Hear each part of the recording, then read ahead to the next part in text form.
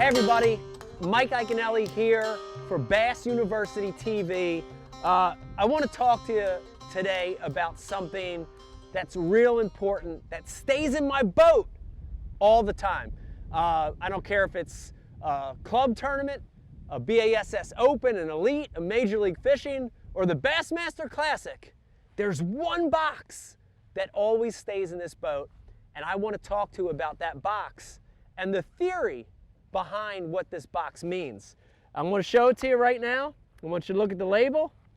Got it written there. Got it written on top so I can see it wherever I'm at. It's called the panic box. The panic box. And I label it the panic box because I tell you, when things are gone wrong, when you're out fishing and nothing's working, when you're 6-7 hours into the day and you haven't had a bite, that's when it's time to reach for this panic box. And I carry this box with me, this panic box, for when everything else fails, when everything else doesn't work. This is the box I'll go to. Bluebird days like we have today, cold front conditions, tons of fishing pressure, clear water, stubborn bite. This is when I'll pull this box out. And for me, having the box and labeling the box like this is a reminder when everything else has gone wrong, reach for this box. You know, I'll keep it right in the hatch with all my other boxes.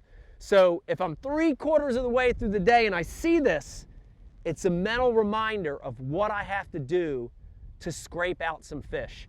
Let me open this panic box and give you an idea of what kind of baits are in here, and you're going to see a theme start to develop, okay? I'm going to open this box, and I want you to take a look. And you're going to see hair jigs.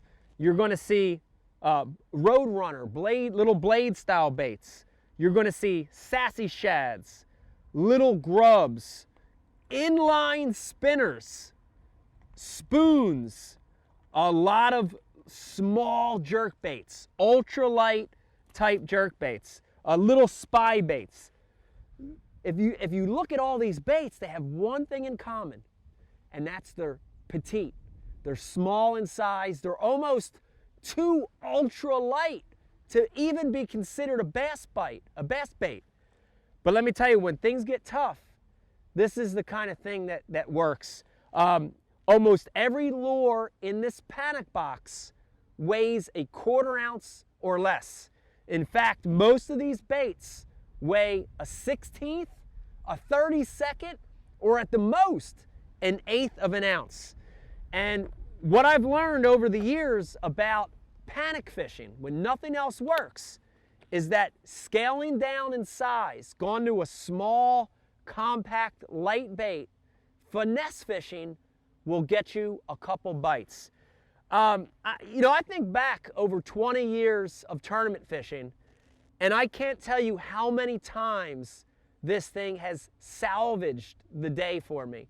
But there's one in particular, I'll tell you, a good story, and it happened on the Potomac River about 10 years ago. The tidal Potomac is known for power fishing, big baits, spinner baits, chatter baits, frogs. And in the first couple days of that Potomac River tournament, I caught them on a spinner bait. I caught them on a double Colorado, chartreuse and white mullet spinner bait. They were absolutely hammering it over flats that had isolated patches of vegetation. Not thick grass, but scattered grass. On